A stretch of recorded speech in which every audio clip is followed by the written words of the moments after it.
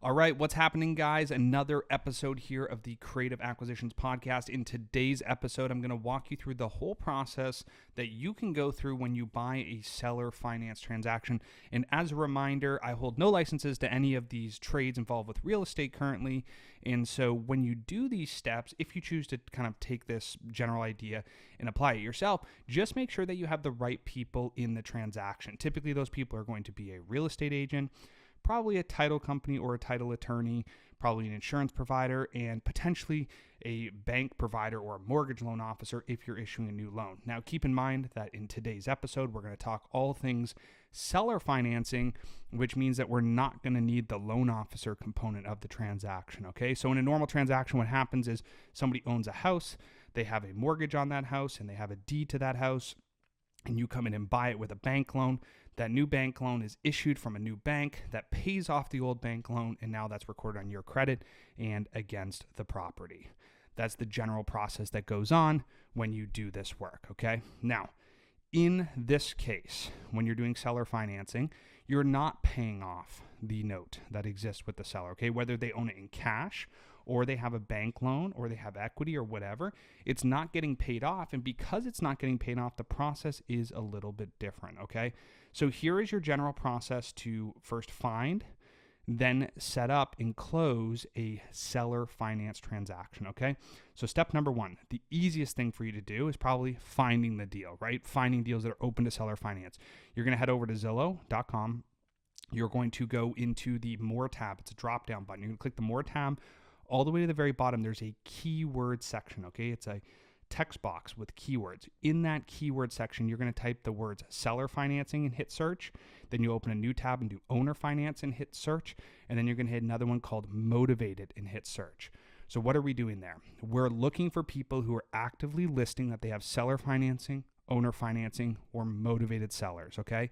The motivated seller one doesn't necessarily mean they're open to seller financing. That could mean they're cash only offers and you have to get it done, or they've discounted the property or whatever. It doesn't always mean that they are going to be a seller finance deal. But let's just assume owner financing and seller financing, those are your options. You went to Zillow, you put in your price point, max $700,000, whatever your max is.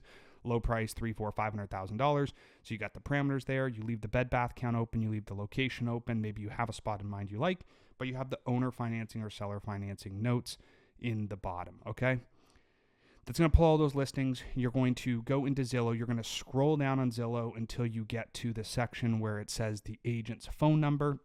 You're going to copy that. I always like to text them first before I call them so they know who it is. Hey, this is Connor.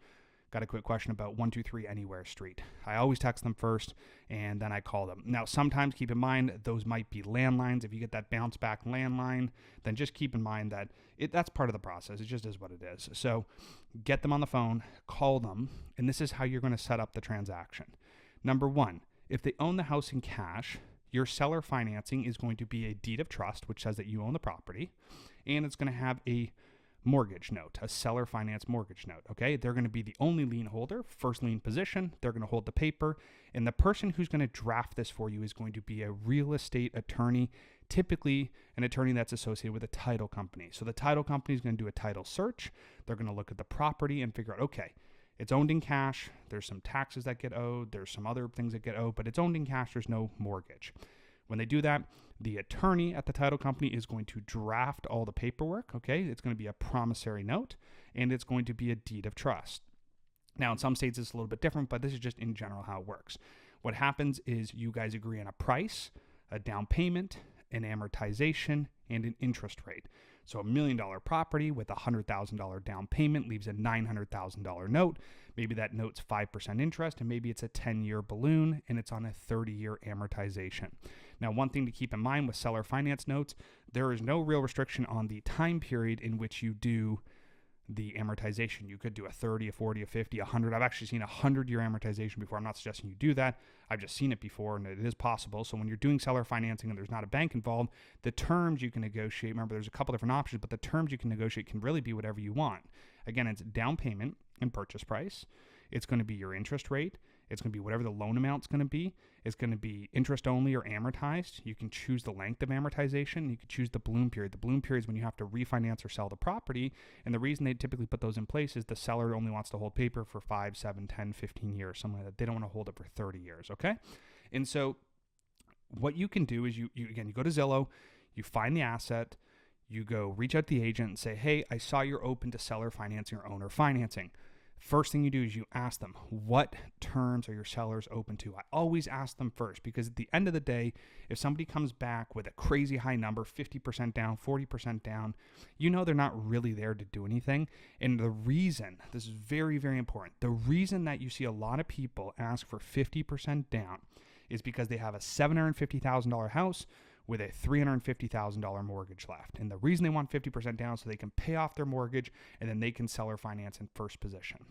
When you do a hybrid, basically, or a wraparound mortgage, that's when you don't pay off that first mortgage. And the reason that that could be challenging is because the seller technically sits in second position, okay? Whether they finance part of your down payment, whether they finance a wrap around the mortgage, doesn't really matter. The seller is always going to be subordinate to the bank because the bank was first in line, first in time, right? They recorded that mortgage. So there's true seller financing, right? Which is when you pay off whatever your down payment is, pays off their mortgage, and the seller's in first. And then there's wraparound financing where they keep that mortgage in place. When you get on the phone with the agent, it's very important for you to understand what are they trying to sell the house for and what is the outstanding mortgage balance. And the reason that's important is because that will tell you if they're going to do a wraparound mortgage or it's going to be seller financing, okay? Very important that you understand these concepts. If you can't figure that out, you need to get what's called a mortgage payoff statement. And a mortgage payoff statement comes from the bank, and it tells you how much mortgage is actually left, okay? If they don't have that because it's truly seller finance, you can go to PropStream and you can go look up their address and go see what's recorded there. If that doesn't work, you can go get a title search. But I wouldn't recommend you go get a title search or a lien search until you're under contract. So what you would do is you'd set up your purchase sales agreement. You might use an agent. You might do this yourself. And you would write in your seller financing terms. You would say, this is the price, this is the down payment, the interest rate, the amortization, the balloon, all the details. And then in the notes, you would write something like, this is subject to review by buyer and seller attorney, or whatever the language is that you want to put in there. Now, the reason that that's crazy important is because if you find out that there actually is a mortgage and you thought it was owned in cash, you might want to back out of the deal. So these are just things to keep in mind. So back to the seller financing, you have, again, the price, the down payment, the interest rate, the balloon, the amortization, all the different parameters. You're going to write them down in your contract and you're going to go through the closing process.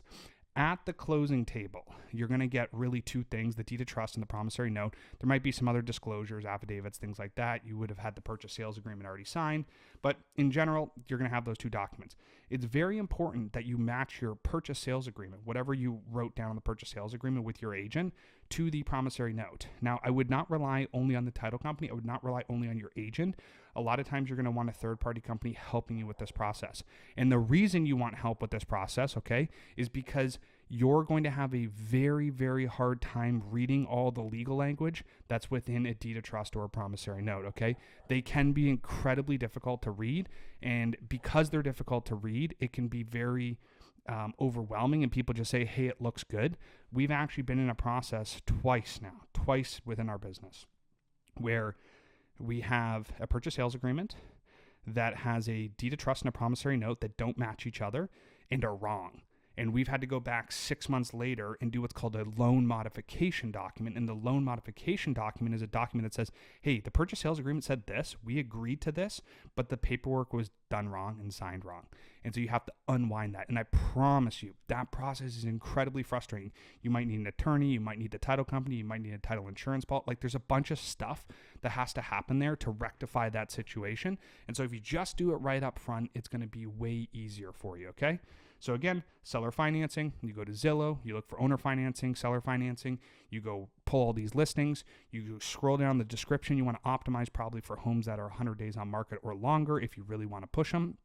And then what you're going to do is you're going to grab that phone number, copy and paste. If you're a Mac user, you can just, type on the keyboard and message them, hey, are you still representing 123 Anywhere Street? They say yes, you call them. always ask them first, what terms is your seller interested in? If they say, just write me an offer, I'd say, okay, but in order for me to write an offer that's going to get accepted, I'm going to need some like parameters on the terms. So you really want to push back against the agent and the seller to give you terms that make sense.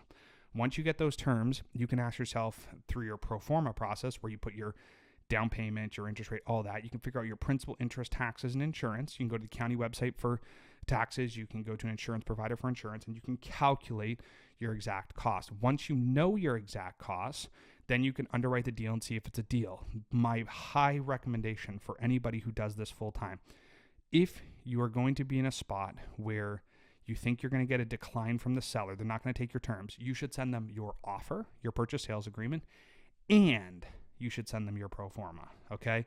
Now, a lot of people don't like this. They say, oh, well, if I'm going to do seller financing and I show them a pro forma, it's going to be a huge issue. And the reason it's going to be a huge issue is because, they're not going to be happy with, seeing that I'm making money or this or that.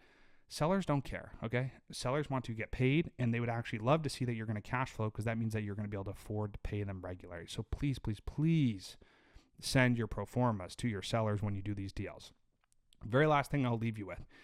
Every time you do a transaction, figure out if you can control the title company.